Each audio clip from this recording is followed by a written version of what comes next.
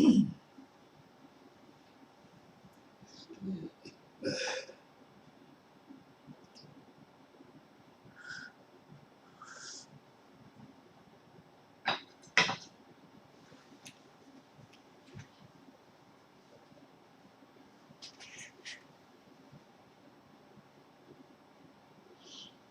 ณะนอนแด่พระผู้มีพระภาคเจ้าพระองค์นั้นซึ่งเป็นผู้ไกลจากกิเลสตรัสรู้ชอบได้โดยพระองค์เองสวัสดีครับท่านผู้ฟังที่เคารพครับท่านผู้ฟังรับฟังรายการศึกษาธรรมนำสุขมีเสนอให้ท่านผู้ฟังทุกวันเสาร์ตั้งแต่เวลา 15 นาฬิกาถึง 16 นาฬิกาดำเนินรายการโดยกับผมพันเอกธนวัฒน์เดชะมีอาจารย์สุรภาเดชะเป็นผู้ร่วมรายการวันนี้เราได้นำพระไตรปิฎกฉบับมร.เล่มที่ 30มาศึกษากันในมัคคสังยุตซึ่งมีอยู่ในหน้า123ก็จากที่ผ่านมาเราได้มาศึกษากันถึงเรื่องมรรคมีองค์8มรรคมีองค์8นี้ประกอบไปด้วยศีลสมาธิและปัญญาก็ถ้ามีการกระทำกิจใดๆก็ตามทั้งทางโลกโดยเฉพาะทางธรรมก็มักมีองค์8ที่พระองค์ตรัสรู้นั้นสามารถกระทำกิจการต่าง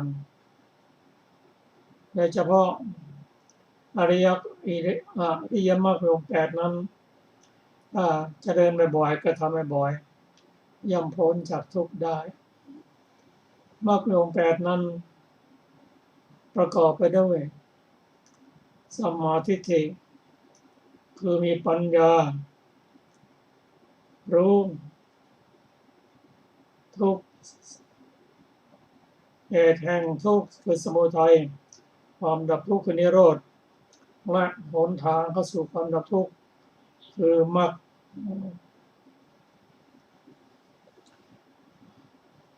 สัมมาทิฏฐินี้องค์ธรรมเขาก็ได้แก่ปัญญีสีได้แก่ปัญญา2สัมมาสังกัปปะสัมมาสังกัปปะนั้นก็เป็นความดำริชอบเป็นกุศลคือดำริที่ออกจากการดำริออกจากการพยาบาทดำริออกจากการเบียดเบียนองค์ธรรมของเขาได้แก่วิตกเจตสิกวิตกเจตสิกนี่ก็ประกอบกับจิตเป็นบางส่วนสัมมาวาจาสัมมากัมมันตะสัมมาชีวะนั้นองค์ธรรมได้แก่วิรัติ3การที่บุคคลเว้นจากการพูดมุสา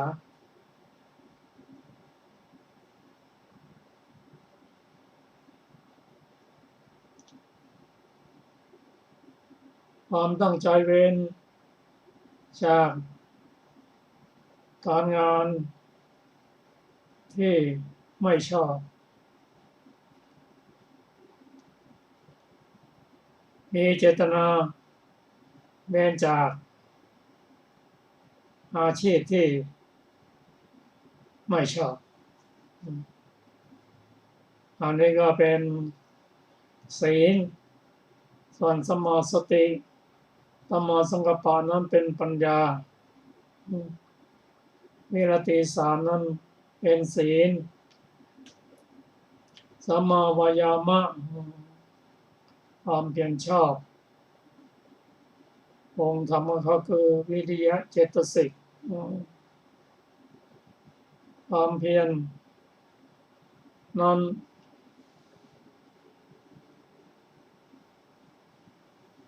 กล่าวไว้ว่าคนจะมีความเพียรที่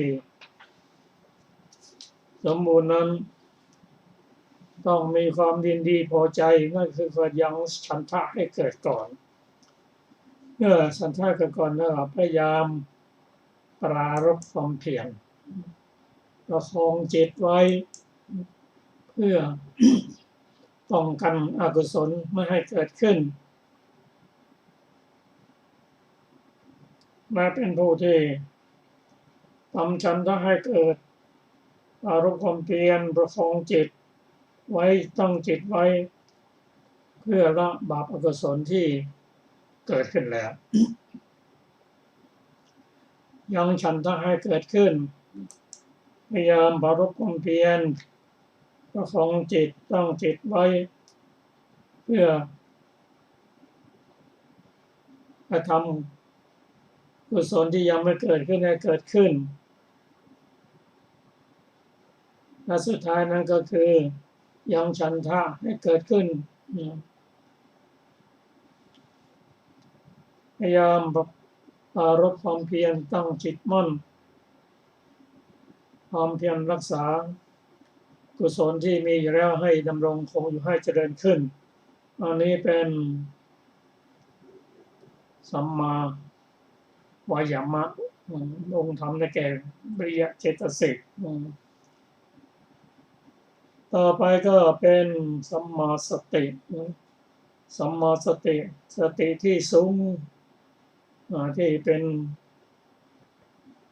ส่วนสำคัญนั่นก็คือ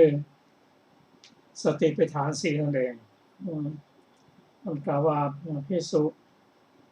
ย่อมพิจารณากายเวทนาจิตและธรรมเนืองอยู่มีความเพียรให้กิเลสร้อนมีสติมีสัมปชัญญะกำจัดอภิชฌาคือความยินดีและความยินร้ายให้หมดไป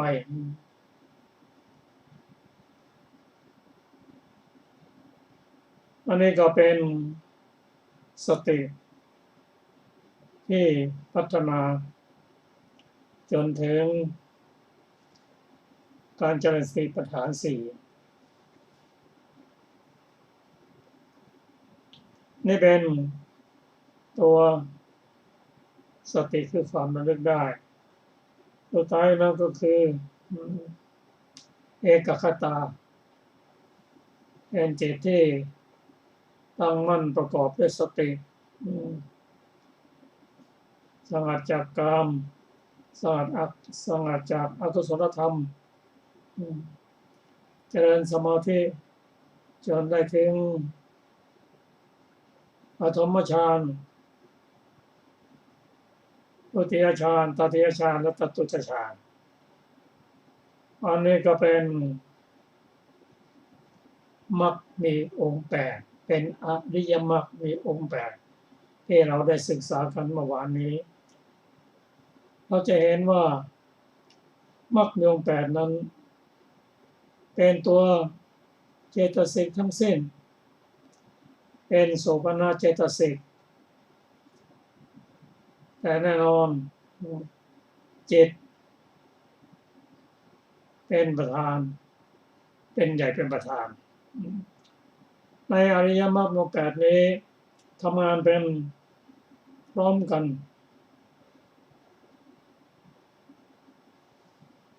ด้วยมรรคทั้ง7มรรคทั้ง8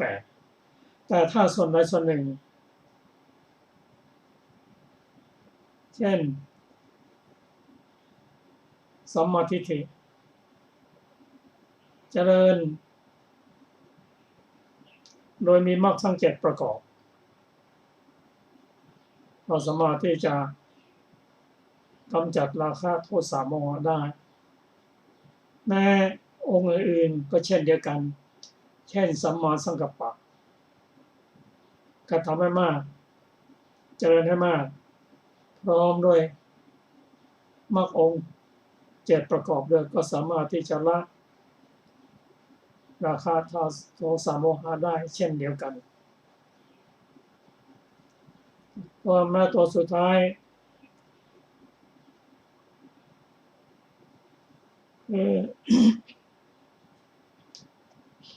แม่ตัวสุดท้ายนั้นคือสัมมาสมาธิทำมุ่งเพื่อจะกำจัดราคะโทสะโมหะก็มีตัวเจตสิกมีมรรคทั้ง7นั้นประกอบด้วยก็สามารถบรรลุได้ดังที่เราได้ศึกษากันนะว่าการเจริญวิปัสสนานั้นก็จะใช้ปัญญานำตามด้วยสมาธิก็ได้หรือจะใช้สมาธินำตามด้วยปัญญาตามด้วยวิปัสสนาก็ได้แม้หรือทั้งสองอย่างผสมผสานกันไปแม้กระทั่งถ้า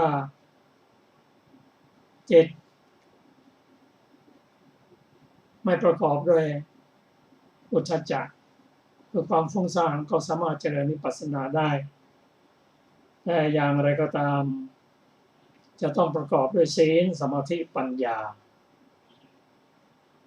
นั่นคือสัมมาทิฏฐิสัมมาสังกัปปะเป็นปัญญาเป็นตัวตัดกิเลสมีตัวองค์ธรรมที่ให้การสนับสนุนคือศีลได้แก่สัมมาวาจาสัมมากัมมันตะสัมมาอาชีวะและมีสมาธิอันได้แก่สัมมาวายามะสัมมาสติและสัมมาสมาธิเป็นตัวสมาธิประกอบด้วยศีลสมาธิปัญญา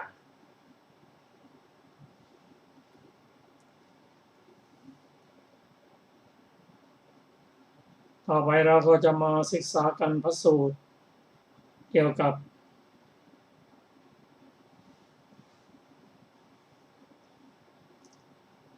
การเกี่ยวกับมรรคองค์8เป็นลำดับไปเราจะมาศึกษารายละเอียดเป็นบางครั้งขอเชิญอาจารย์สุรภาสวัสดีค่ะท่านผู้ฟังทุกท่าน หัวข้อผู้เจริญอริยมรรคเหมือนแม่น้ำอจิรวดีไหลไปสู่ที่ปราจีนสาวัตถีนิทานดูก่อนภิกษุทั้งหลายแม่น้ำอจิรวดีไหลไปสู่ที่ปราจีนหลั่งไปสู่ที่ปราจีนบ่าไปสู่ที่ปราจีนแม้ฉันใดภิกษุเมื่อเจริญอริยมรรคอันประกอบด้วยองค์8ก็ฉะนั้นเหมือนกันจบอจิรวดีปาจีนนินสูตรที่3ต่อไปเป็นแม่น้ำสรภูปาจีนนินสูตรผู้เจริญอริยมรรคเหมือนแม่น้ำสรภูไหลไปสู่ที่ปราจีนสาวัตถีนิทานดูก่อนภิกษุทั้งหลายแม่น้ำสรภูไหลไปสู่ที่ปราจีนหลั่งไปสู่ที่ปราจีนบ่าไปสู่ที่ปราจีนแม้ฉันใดภิกษุเมื่อเจริญอริยมรรคอันประกอบด้วยองค์8ก็ฉะนั้นเหมือนกันต่อไปเป็นมหิปาจีนนินสูตรผู้เจริญอริยมรรคเหมือนแม่น้ำมหิไหลไปสู่ทิศปราจีนสาวัตถีนิทานดูก่อนภิกษุทั้งหลายแม่น้ำมหิไหลไปสู่ทิศปราจีนหลั่งไปสู่ทิศปราจีนบ่าไปสู่ทิศปราจีนแม้ฉันใดภิกษุเมื่อเจริญอริยมรรคอันประกอบด้วยองค์ก็ฉะนั้นเหมือนกันจบมหิปาจีนนินสูตรที่5นะคะต่อไปมหานาทีปาจีนนินสูตรผู้เจริญอริยมรรคเหมือนมหานาทีไหลไปสู่ที่ปราจีนสาวัตถีนิทานดูก่อนภิกษุทั้งหลายแม่น้ำใหญ่ๆสายใดสายหนึ่งนี้คือแม่น้ำคงคาแม่น้ำยมุนา แม่น้ำอจิรวดีแม่น้ำสารภูแม่น้ำมหีทั้งหมดนั้นไหลไปสู่ทิศปราจีนหลั่งไปสู่ทิศปราจีนบ่าไปสู่ทิศปราจีนแม้ฉันใดภิกษุเมื่อเจริญอริยมรรคอันประกอบด้วยองค์8เมื่อกระทำให้มากซึ่งอริยมรรคอันประกอบด้วยองค์8ก็น้อมไปสู่นิพพานโน้มไปสู่นิพพานโอนไปสู่นิพพานฉันนั้นเหมือนกันดูก่อนภิกษุทั้งหลายก็เมื่อภิกษุเมื่อเจริญอริยมรรคอันประกอบด้วยองค์8เมื่อกระทำให้มากซึ่งอริยมรรคอันประกอบด้วยองค์8อย่างไรเล่าจึงเป็นผู้น้อมไปสู่นิพพานโน้มไปสู่นิพพานโอนไปสู่นิพพานดูก่อนภิกษุทั้งหลายภิกษุในธรรมวินัยนี้ย่อมเจริญสัมมาทิฏฐิอันน้อมไปสู่นิพพานโน้มไปสู่นิพพานโอนไปสู่นิพพานย่อมเจริญสัมมาสมาธิอันน้อมไปสู่นิพพานโน้มไปสู่นิพพานโอนไปสู่นิพพานดูก่อนภิกษุทั้งหลายภิกษุเมื่อเจริญอริยมรรคอันประกอบด้วยองค์8เมื่อกระทำให้มากซึ่งอริยมรรคอันประกอบด้วยองค์8อย่างนี้แลจึงเป็นผู้น้อมไปสู่นิพพานโน้มไปสู่นิพพานโอนไปสู่นิพพานจบมหานาทีปาจีนนินสูตรที่6ต่อไปเป็นคังคาสมุทนินทสูตรผู้เจริญอริยมรรคเหมือนแม่น้ำคงคาไหลไปสู่สมุทรสาวัตถีนิทานดูก่อนภิกษุทั้งหลายแม่น้ำคงคาไหลไปสู่สมุทรหลั่งไปสู่สมุทรบาไปสู่สมุทรแม้ฉันใดภิกษุเมื่อเจริญอริยมรรคอันประกอบด้วยองค์8เมื่อกระทำให้มากซึ่งอริยมรรคอันประกอบด้วยองค์8ก็เป็นผู้น้อมไปสู่นิพพานโน้มไปสู่นิพพานโอนไปสู่นิพพานฉะนั้นเหมือนกันดูก่อนภิกษุทั้งหลายก็ภิกษุเมื่อเจริญอริยมรรคอันประกอบด้วยองค์8เมื่อกระทำให้มากซึ่งอริยมรรคอันประกอบด้วยองค์8อย่างไรเล่าจึงเป็นผู้น้อมไปสู่นิพพานโน้มไปสู่นิพพานโอนไปสู่นิพพานดูก่อนภิกษุทั้งหลายภิกษุในธรรมวินัยนี้ย่อมเจริญสัมมาทิฏฐิอันน้อมไปสู่นิพพานโน้มไปสู่นิพพานโอนไปสู่นิพพานและข้ออื่นๆจนถึงย่อมเจริญสัมมาสมาธิอันน้อมไปสู่นิพพานโน้มไปสู่นิพพานโอนไปสู่นิพพานดูก่อนภิกษุทั้งหลายเมื่อภิกษุเมื่อเจริญอริยมรรคอันประกอบด้วยองค์8เมื่อกระทำให้มากซึ่งอริยมรรคอันประกอบด้วยองค์8อย่างนี้แล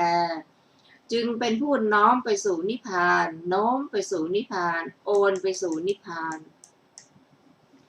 จบคังคาสมุทนินสูตรที่7ต่อไปเป็นยมุนาสมุทนินสูตรผู้เจริญอริยมรรคเหมือนแม่น้ำยมุนาไหลไปสู่สมุทรสาวัตถีนิทานดูก่อนภิกษุฉันดาภิกษุทั้งหลายแม่น้ำยมุนาไหลไปสู่สมุทรหลั่งไปสู่สมุทรบาไปสู่สมุทรแม้ฉันใดภิกษุเมื่อเจริญอริยมรรคอันประกอบด้วยองค์8ก็ฉะนั้นเหมือนกันจบยมุนาสมุทนินทสูตรที่8ต่อไปเป็นพระสูตรชื่อว่า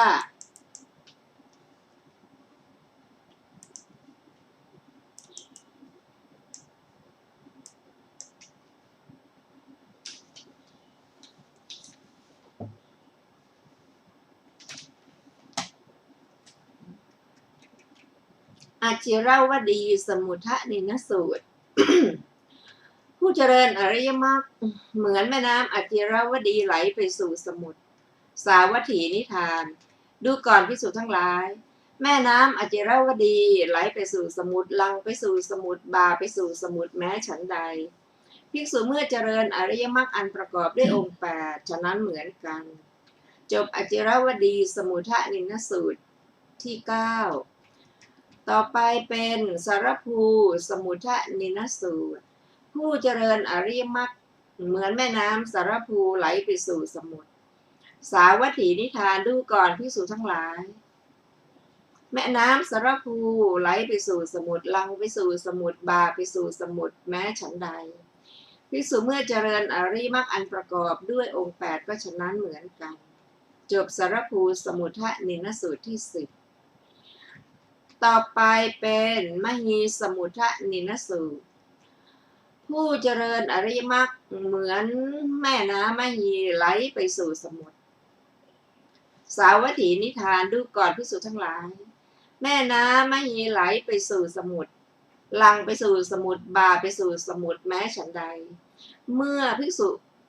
เมื่อเจริญอริยมรรคอันประกอบด้วยองค์8ฉะนั้นเหมือนกันจบมหีสมุทนินสูตรที่11ต่อไปเป็นมหานาทีสมุทนินสูตรผู้เจริญอริยมรรคเหมือนแม่น้ำใหญ่ไหลไปสู่สมุทรสาวัตถีนิทานดูก่อนภิกษุทั้งหลายแม่น้ำใหญ่ๆสายใดสายหนึ่งนี้คือแม่น้ำคงคาแม่น้ำยมุนาแม่น้ำอจิรวดีแม่น้ำสารภูแม่น้ำมหีทั้งหมดนั้นไหลไปสู่สมุทรหลั่งไปสู่สมุทรบ่าไปสู่สมุทรแม้ฉันใดภิกษุเมื่อเจริญอริยมรรคอันประกอบด้วยองค์8เมื่อกระทำให้มากซึ่งอริยมรรคอันประกอบด้วยองค์8ก็เป็นผู้น้อมไปสู่นิพพานโน้มไปสู่นิพพานโอนไปสู่นิพพานฉันนั้นเหมือนกันดูก่อนภิกษุทั้งหลายภิกษุเมื่อเจริญอริยมรรคอันประกอบด้วยองค์8เมื่อกระทำให้มากซึ่งอริยมรรคอันประกอบด้วยองค์8อย่างไรเล่าจึงเป็นผู้น้อมไปสู่นิพพานโน้มไปสู่นิพพานโอนไปสู่นิพพานดูก่อนภิกษุทั้งหลายภิกษุในธรรมวินัยนี้ย่อมเจริญสัมมาทิฏฐิอันน้อมไปสู่นิพพานโน้มไปสู่นิพพานโอนไปสู่นิพพานและในข้ออื่นๆจนถึงย่อมเจริญสัมมาสมาธิอันน้อมไปสู่นิพพานโน้มไปสู่นิพพานโอนไปสู่นิพพานดูก่อนภิกษุทั้งหลายภิกษุเมื่อเจริญอริยมรรคอันประกอบด้วยองค์8เมื่อกระทำให้มากซึ่งอริยมรรคอันประกอบด้วยองค์8อย่างนี้แลจึงเป็นผู้น้อมไปสู่นิพพานโน้มไปสู่นิพพานโอนไปสู่นิพพานจบมหานาทีสมุทนินสูตรที่12หมวดที่4ว่าด้วยการน้อมไปสู่นิพพานรวมเป็น12สูตร6สูตรแรกอุปมาด้วยแม่น้ำไหลไปสู่ทิศปราจีน6สูตรหลังอุปมาด้วยแม่น้ำไหลไปสู่สมุทรก็จบคังคาปยานที่9นะคะต่อไปจะเป็นอัปปมาทวรรคที่10สูตรแรกก็คือปฐมตถาคตสูตรผู้เจริญอริยมรรคน้อมไปในการสละสาวัตถีนิทานดูก่อนภิกษุทั้งหลายสัตว์ทั้งหลายที่ไม่มีเท้าก็ดีมี2เท้าก็ดีมี4เท้าก็ดีมีเท้ามากก็ดีมีรูปก็ดีไม่มีรูปก็ดีมีสัญญาก็ดีไม่มีสัญญาก็ดีมีสัญญาก็ไม่ใช่ไม่มีสัญญาก็ไม่ใช่ก็ดีมีประมาณเท่าใด พระตถาคตอรหันตสัมมาสัมพุทธเจ้าบัณฑิตกล่าวว่าเป็นผู้เลิศกว่าสัตว์เหล่านั้นฉันใดกุศลธรรมเหล่าใดเหล่าหนึ่งทั้งหมดนั้นมีความไม่ประมาทเป็นมูลรวมลงในความไม่ประมาทความไม่ประมาทบัณฑิตกล่าวว่าเลิศกว่ากุศลธรรมเหล่านั้นฉะนั้นเหมือนการดูก่อนภิกษุทั้งหลายอันภิกษุผู้ไม่ประมาทแล้วพึงหวังข้อนี้ได้ว่าจักเจริญอริยมรรคอันประกอบด้วยองค์8จักกระทำให้มากซึ่งอริยมรรคอันประกอบด้วยองค์8ดูก่อนภิกษุทั้งหลายก็ภิกษุผู้ไม่ประมาทย่อมเจริญอริยมรรคอันประกอบด้วยองค์8ย่อมกระทำให้มากซึ่งอริยมรรคอันประกอบด้วยองค์8อย่างไรเล่าภิกษุในธรรมวินัยนี้ย่อมเจริญสัมมาทิฏฐิอันอาศัยวิเวกอาศัยวิราคะอาศัยนิโรธน้อมไปในการสละและข้ออื่นๆย่อมเจริญสัมมาสมาธิอันอาศัยวิเวกอาศัยวิราคะอาศัยนิโรธน้อมไปในการสละดูก่อนภิกษุทั้งหลายภิกษุผู้ไม่ประมาทย่อมเจริญอริยมรรค อันประกอบด้วยองค์แปดย่อมกระทำให้มากซึ่งอริยมรรคอันประกอบด้วยองค์แปดอย่างนี้แลจบปฐมตถาคตสูตรที่หนึ่ง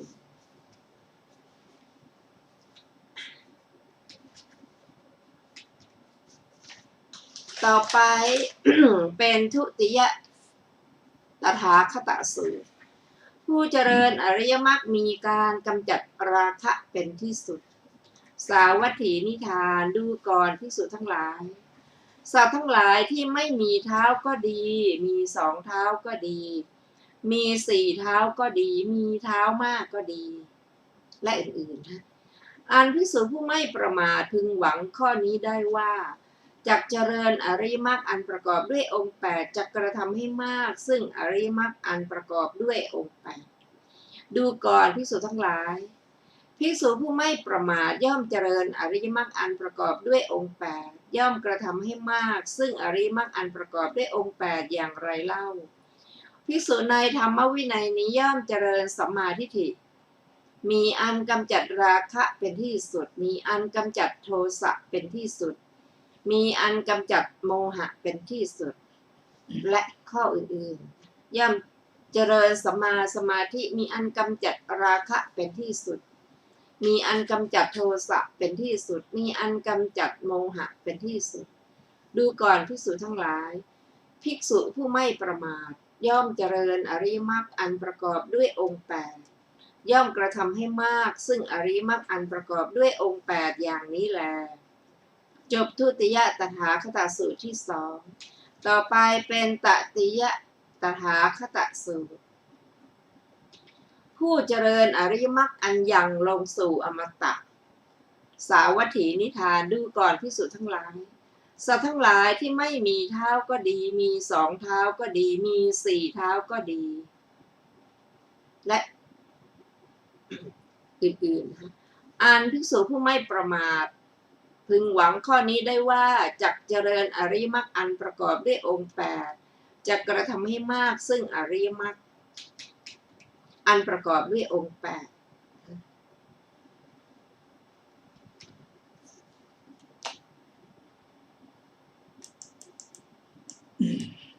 ดูก่อนภิกษุทั้งหลายภิกษุผู้ไม่ประมาทย่อมเจริญอริยมรรคอันประกอบด้วยองค์แปดย่อมกระทำให้มากซึ่งอริยมรรคอันประกอบด้วยองค์แปดอย่างไรเล่า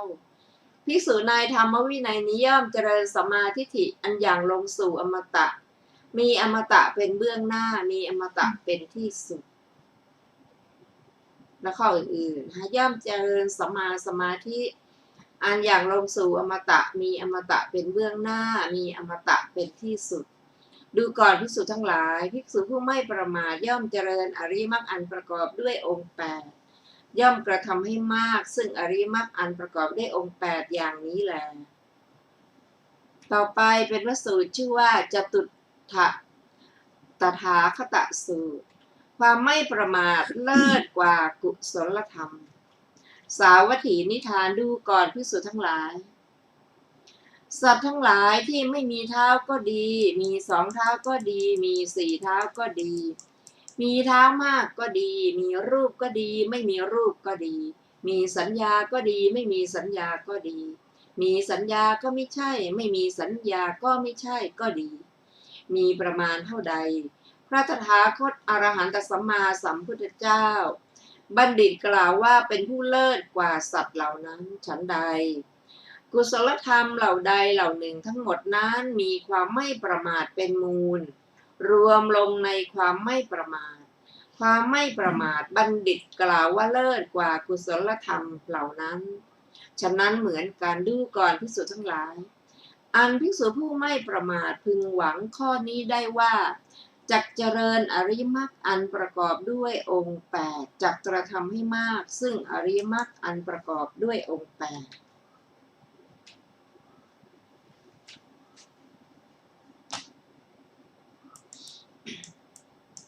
ดูก่อนภิกษุทั้งหลายก็ภิกษุผู้ไม่ประมาทย่อมเจริญอริยมรรคอันประกอบด้วยองค์แปดย่อมกระทำให้มากซึ่งอริยมรรคอันประกอบด้วยองค์แปดอย่างไรเล่าภิกษุในธรรมวินัยนี้ย่อมเจริญสัมมาทิฏฐิ อันน้อมไปสู่นิพพานโน้มไปสู่นิพพานโอนไปสู่นิพพานและข้ออื่นๆเช่นกันย่อมเจริญสัมมาสมาธิอันน้อมไปสู่นิพพานโน้มไปสู่นิพพานโอนไปสู่นิพพานดูก่อนภิกษุทั้งหลายภิกษุผู้ไม่ประมาทย่อมเจริญอริยมรรคอันประกอบด้วยองค์8ย่อมกระทำให้มากซึ่งอริยมรรคอันประกอบด้วยองค์8อย่างนี้แลจบจตุถะตถาคตสูตรที่สี่เราจะมาศึกษากันถึงรายละเอียดในพระสูตรนี้ว่าความไม่ประมาทเลิศกว่ากุศลธรรมคำว่าไม่ประมาทนั้นคือเป็นผู้ระลึกได้อยู่เสมอก็ตัวสติหรือตัวระลึกได้นะก็ถือว่าไม่ประมาทตามเมื่อไรก็ตามถ้าระลึกได้กุศลธรรมย่อมเกิดขึ้นได้แต่เมื่อใดก็ตามถ้าไม่มีสติระลึกไม่ได้แล้วอกุศลธรรมก็เข้ามาตัวประมาทตัวนี้หรือมีสตินี้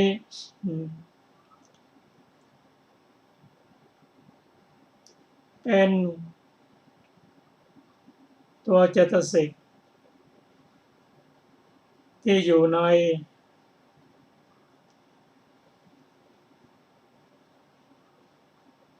กลุ่มของเจตสิกที่เรียกว่าโสภณเจตสิกในกลุ่มของเขาก็มีศรัทธาสติที่เราศึกษากันอยู่นะหิริโอตตัปปะอาโลภะอาโทสะอโมหะตัตรมัชฌตตาและยุคนเราทำมี6คู่คือกายจิตเพราะว่ากายจิตตัวนี้ก็คือตัวเจตสิกกับจิตนั่นเองที่เป็นตัวสงบเรียกว่าปัสสัทธิกายจิตแล้วหูตากายจิตมุทุตากายจิตกัมมยตากายจิตปาคุญญตาและปาจิตอุชุกตาคำว่ากายนี่คือตัวเจตสิกเองรวมตัวเจตสิกนะ19ดวงด้วยกันเพราะฉะนั้นผู้มีสติแล้วก็มีกลุ่มของเจตสิกเนี่ยเกิดร่วมด้วยเพราะฉะนั้นตัวสตินั้นจึงเป็นพหุกรธรรมอย่างยิ่งมีมากเท่าไหร่ก็เป็นประโยชน์เท่านั้นและตัวสตินี้ผู้ที่สมบูรณ์ที่สุดก็คือพระอรหันตบุคคลปุถุชนแม้เป็นพระโพธิสัตว์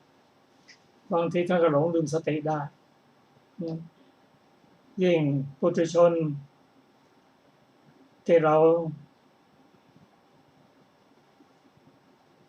เห็นว่าสติเนี่ยมีคุณอย่างยิ่งเราพยายามทำให้สตินั้นเกิดขึ้นสั่งสมสติระลึกได้ไม่หลงลืมแม้คำที่พูดเป็นนานๆก็ยังระลึกได้ก็ใกล้เคียงกับสัญญานั้นจำได้ไม่รู้เป็นสีขาวสีดำแต่บางทีเราจำได้คนนี้เคยเห็นมาแล้วแต่เราเลือกชื่อไม่ได้เราทำนั้นทำหรือเปล่าเราเลือกไม่ได้เพราะฉะนั้นสตินะเป็นตัวสำคัญอย่างยิ่งซึ่งเราจะสั่งสมไปตั้งแต่ปุถุชนสั่งสมไปนั่นก็คือ คบหากัลยาณมิตรผู้มีศีลสมาธิปัญญาอย่าไปคบคุ้นนานๆกับคนที่ไม่มีสติเคยทำให้สติของเราเสียไปด้วยยามกำหนดสติจากการเดินยืนนั่งนอนการเคลื่อนไหวอวัยวะต่างๆโดยใช้เป็นตัวมีตัวหนอเป็นตัวกำกับเช่นกินแล้วหนอย่างหนอปิดหนอเปิดหนอเป็นตัวเกาะแต่ที่สำคัญที่สุดก็คือการเจริญสติปัฏฐานสี่สติจะเจริญอย่างเต็มที่เพราะฉะนั้นพระองค์ตรัสว่าสัตว์ไม่มีเท้าก็ดีได้แก่พวกงูเป็นต้นสัตว์สองเท้าได้แก่มนุษย์หรือไก่นกสัตว์สี่เท้าได้แก่ช้างม้าวัวควายเป็นต้นมีเท้ามากได้แก่ตัวตะขาบใช่ไหมก็ได้ตะขาบมีรูปก็ดีได้แก่มนุษย์ถึงรูปพรหมไม่มีรูปได้แก่อรูปพรหมมีสัญญาหรือไม่มีสัญญามีสัญญาก็ไม่ใช่ได้แก่รูปพรหมสี่มันได้แก่อากาสานัญจายตนะวิญญาณัญจายตนะอากิญจัญญาจนะและเนวสัญญาอนาสัญญาจะว่ามีรูปจะว่ามีจิตก็ใช่ว่ามีจิตก็ไม่ใช่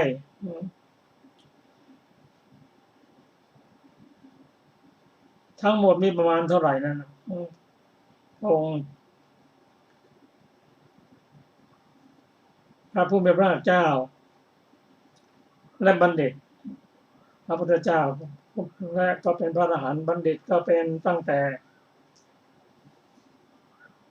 พระโสดาบันขึ้นมากล่าวว่าสติเป็นเลิศกว่ากุศลธรรมถ้าระลึกไม่ได้แล้วก็กุศลธรรมก็ไม่เกิดขึ้นความจริงสติที่อยู่ในกลุ่มของโสภณะเจตสิกนี้เขาเป็นฝ่ายกุศลถ้าสติระลึกได้ฝ่ายกุศลต่างๆก็เกิดร่วมด้วยเมื่อกุศลธรรมเป็นกลุ่มเกิดขึ้นอกุศลธรรมก็เข้ามาไม่ได้มาคนละคณะกันคนละพวกกันแล้วก็อกุศลธรรมเนี่ยมันจะหาโอกาสที่เสียสตินั่นนะพอขาดสติอกุศลธรรมอันตรายต่างๆก็ย่อมเข้ามาเพราะฉะนั้นพระองค์ตรัสว่ากุศลธรรมเราใดเราหนึ่งขอให้กุศลธรรมเราใดเราหนึ่งทั้งหมดมีความไม่ประมาทเป็นมูลคือเป็นต้นพร้อมลงอยู่ในความไม่ประมาทความไม่ประมาทบัณฑิตกล่าวว่าเลิศกว่ากุศลธรรมฉันนั้นเหมือนกันพระสูตรกล่าวว่ากุศลธรรมทั้งหมดลงอยู่ในความไม่ประมาทถ้าไม่ประมาทอย่างอื่นกุศลธรรมอะไรก็ไหลมาเพราะฉะนั้นพระองค์พระเจ้าตรัสว่าดูก่อนภิกษุทั้งหลายอันภิกษุมุประมาทอันภิกษุผู้ไม่ประมาทพึงหวังได้ว่าจากจะเดินอริยมรรคอันประกอบด้วยองค์8จากกระทำให้มากซึ่งอริยมรรคประกอบด้วยองค์8เพราะความไม่ประมาทนั้นจึงมีความสำคัญอย่างนี้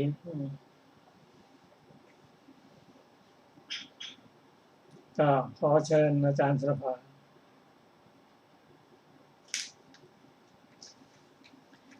ต่อไปเป็นพระสูตรชื่อว่าปะทะสูตรกุศลธรรมทั้งปวงมีความไม่ประมาทเป็นมูลสาวัตถีนิทานดูก่อนภิกษุทั้งหลายรอยเท้าของสัตว์ทั้งหลายผู้สัญจรไปบนแผ่นดิน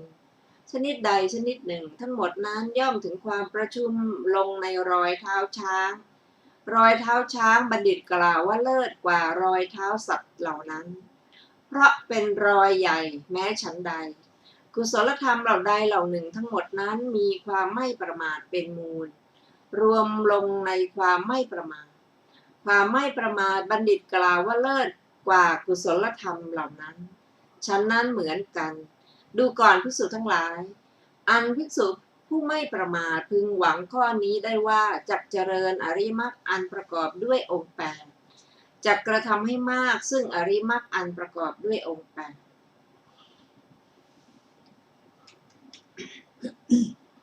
ดูก่อนภิกษุทั้งหลายก็ภิกษุผู้ไม่ประมาทย่อมเจริญอริยมรรคอันประกอบด้วยองค์แปดย่อมกระทำให้มากซึ่งอริยมรรคอันประกอบด้วยองค์แปดอย่างไรเล่าภิกษุในธรรมวินัยนี้ย่อมเจริญสัมมาทิฏฐิอันอาศัยวิเวกอาศัยวิราคะอาศัยนิโรธน้อมไปในการสละและหัวข้ออื่นๆจนถึงย่อมเจริญสัมมาสมาธิอันอาศัยวิเวกอาศัยวิราคะอาศัยนิโรธน้อมไปในการสละดูก่อนภิกษุทั้งหลายภิกษุผู้ไม่ประมาทย่อมเจริญอริยมรรคอันประกอบด้วยองค์แปดย่อมกระทำให้มากซึ่งอริยมรรคอันประกอบด้วยองค์แปดอย่างนี้แลจบปทสูตรที่5ต่อไปเป็นกูตะสูตรว่าด้วยเรือนยอดสาวัตถีนิทานดูก่อนภิกษุทั้งหลายกลอนแห่งเรือนยอดอย่างใดอย่างหนึ่งทั้งหมดนั้นไปสู่ยอดน้อมไปสู่ยอดประชุมเข้าที่ยอดแห่งเรือนยอดนั้นบัณฑิตกล่าวว่าเลิศกว่ากลอนเหล่านั้นแม้ฉันใดกุศลธรรมเหล่าใดเหล่าหนึ่งทั้งหมดนั้นมีความไม่ประมาทเป็นมูลก็ฉะนั้นเหมือนกันจบกูตะสูตรที่6ต่อไปเป็นมูลละคันธสูตรว่าด้วยกลิ่นที่รากสาวัตถีนิทานดูก่อนภิกษุทั้งหลายไม้มีกลิ่นที่รากชนิดใดชนิดหนึ่งไม้กะลำพักบัณฑิตกล่าวว่าเลิศกว่าไม้มีกลิ่นที่รากเหล่านั้นแม้ฉันใดกุศลธรรมเหล่าใดเหล่าหนึ่งทั้งหมดนั้นมีความไม่ประมาทเป็นมูลฉะนั้นเหมือนกัน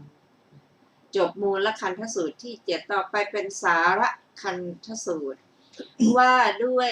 กลิ่นที่แก่นสาวัตถีนิทานดูก่อนภิกษุทั้งหลายไม้มีกลิ่นที่แก่นชนิดใดชนิดหนึ่งจันแดงภิกษุกล่าวว่าเลิศกว่าไม้มีกลิ่นที่แก่นเหล่านั้นแม้ฉันใดกุศลธรรมเหล่าใดเหล่าหนึ่งทั้งหมดนั้นมีความไม่ประมาทเป็นมูลฉะนั้นเหมือนกันจบสาระคันธสูตรที่8ต่อไปเป็นปุพพคันธสูตรว่าด้วยดอกว่าด้วยกลิ่นที่ดอกสาวัตถีนิทานดูก่อนภิกษุทั้งหลายไม่มีกลิ่นที่ดอกชนิดใดชนิดหนึ่งมะลิบัณฑิตกล่าวว่าเลิศกว่าไม้มีกลิ่นที่ดอกเหล่านั้นแม้ฉันใดกุศลธรรมเหล่าใดเหล่าหนึ่งทั้งหมดนั้นมีความไม่ประมาทเป็นมูลฉะนั้นเหมือนกันจบปุพพคันธสูตรที่9ต่อไปเป็นกุฏฐราชสูตรว่าด้วยพระราชาผู้เลิศสาวัตถีนิทานดูก่อนภิกษุทั้งหลายพระราชาผู้น้อยหรือชั้นต่ำเราได้เหล่าหนึ่งทั้งหมดนั้นย่อมเป็นผู้ตามเสด็จพระเจ้าจักรพรรดิพระเจ้าจักรพรรดิบัณฑิตกล่าวว่าเลิศกว่าพระราชาผู้น้อยเหล่านั้น แม้ฉันใดกุศลธรรมเหล่าใดเหล่าหนึ่งทั้งหมดนั้นมีความไม่ประมาทเป็นมูลฉะนั้นเหมือนกันจบกุฏฐราชสูตรที่10ต่อไปเป็นพระสูตรชื่อว่าจันทิมะสูตรว่าด้วยพระจันทร์ สาวัตถีนิทานดูก่อนภิกษุทั้งหลายแสงสว่างแห่งดวงดาวชนิดใดชนิดหนึ่งทั้งหมดนั้นย่อมไม่ถึงเสี้ยวที่16แห่งแสงสว่างของพระจันทร์แสงสว่างของพระจันทร์บัณฑิตกล่าวว่าเลิศกว่าแสงสว่างของดวงดาวเหล่านั้นแม้ฉันใดกุศลธรรมเหล่าใดเหล่าหนึ่งทั้งหมดนั้นมีความไม่ประมาทเป็นมูลฉะนั้นเหมือนกันจบจันทิมาสูตรที่11ต่อไปเป็นสุริยสูตรว่าด้วยพระอาทิตย์สาวัตถีนิทานดูก่อนภิกษุทั้งหลายในสรทัศสมัยท้องฟ้าบริสุทธิ์ปราศจากเมฆพระอาทิตย์ขึ้นไปสู่ท้องฟ้าย่อมส่องแสงและแผ่แสงไพโรจน์กำจัดความมืดอันมีอยู่ในอากาศทั่วไปแม้ฉันใดกุศลธรรมเหล่าใดเหล่าหนึ่งทั้งหมดนั้นมีความไม่ประมาทเป็นมูลฉะนั้นเหมือนกันจบสุริยสูตรที่12ต่อไปเป็นพระสูตรที่ชื่อว่าวัฏฐสูตรว่าด้วยผ้าสาวัตถีนิทานดูก่อนภิกษุทั้งหลายผ้าที่ทอด้วยได้ชนิดใดชนิดหนึ่งผ้าของชาวกาสีบัณฑิตกล่าวว่าเลิศกว่าผ้าที่ทอด้วยได้เหล่าใดด้วยได้เหล่านั้นแม้ฉันใดกุศลธรรมเหล่าใดเหล่าหนึ่งทั้งหมดนั้นมีความไม่ประมาทเป็นมูลรวมลงในความไม่ประมาทความไม่ประมาทบัณฑิตกล่าวว่าเลิศกว่ากุศลธรรมเหล่านั้นฉะนั้นเหมือนการดูก่อนภิกษุทั้งหลายอันภิกษุผู้ไม่ประมาทพึงหวังข้อนี้ได้ว่าจักเจริญอริยมรรคประกอบด้วยองค์8จักกระทำให้มากซึ่งอริยมรรคอันประกอบด้วยองค์8ดูก่อนภิกษุทั้งหลายก็ภิกษุผู้ไม่ประมาทย่อมเจริญอริยมรรคอันประกอบด้วยองค์8ย่อมกระทำให้มากซึ่งอริยมรรคอันประกอบด้วยองค์8อย่างไรเล่าภิกษุในธรรมวินัยนี้ย่อมเจริญสัมมาทิฏฐิอันอาศัยวิเวกอาศัยวิราคะอาศัยนิโรธน้อมไปในการสละและองค์อื่นๆของมรรคจนถึงย่อมเจริญสัมมาสมาธิอันอาศัยวิเวกอาศัยวิราคะอาศัยนิโรธน้อมไปในการสละดูก่อนภิกษุทั้งหลายภิกษุผู้ไม่ประมาทย่อมเจริญอริยมรรคอันประกอบด้วยองค์8ย่อมกระทำให้มากซึ่งอริยมรรคอันประกอบด้วยองค์8อย่างนี้แลจบวัฏสูตรที่13และจบอัปปมาทวรรคที่10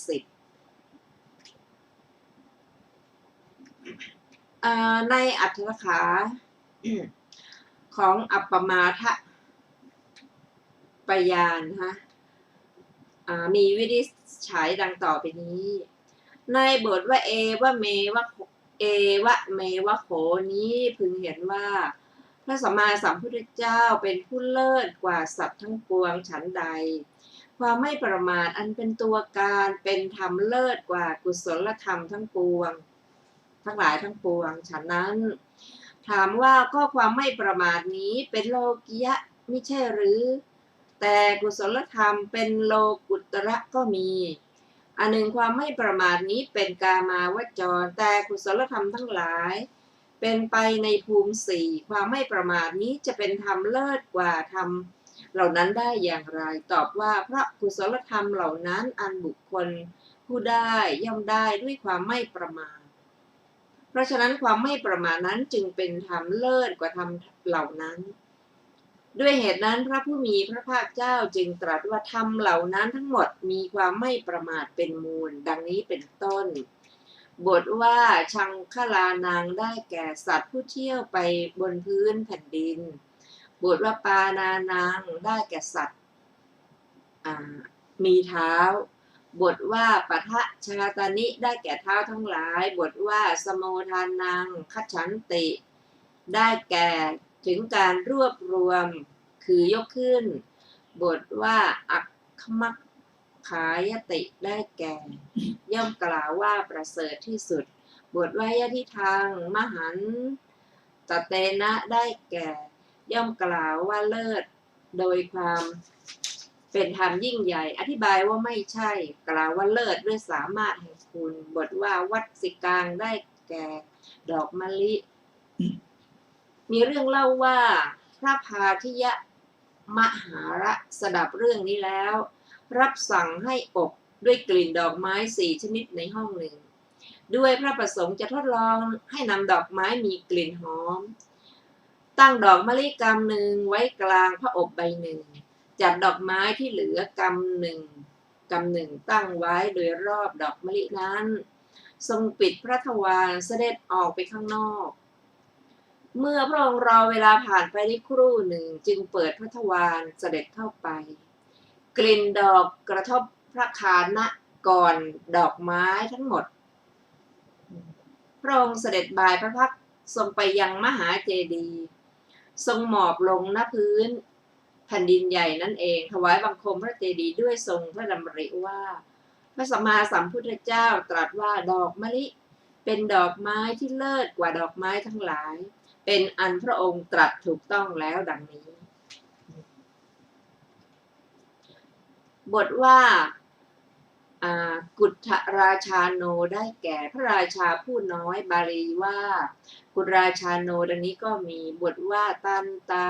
วุตานังตัดบทเป็นตันตาอาวุตานังความว่ายกได้ขึ้นคือทอบทนี้เป็นฉัตรถีวิภัตต์ลงในอัฏฐะแห่งปฐมาวิภัตต์ บทว่ายานิกานิจิตันตาวุตานินี้มีเนื้อความในตอนต้นอีกอย่างหนึ่งพึงเห็นเนื้อความในบทนี้แม้โดยในย่าแห่งปาฐะที่เหลืออย่างนี้ตันตาวุตานังอาวุตานิกานิจิวัฏฐานิดัง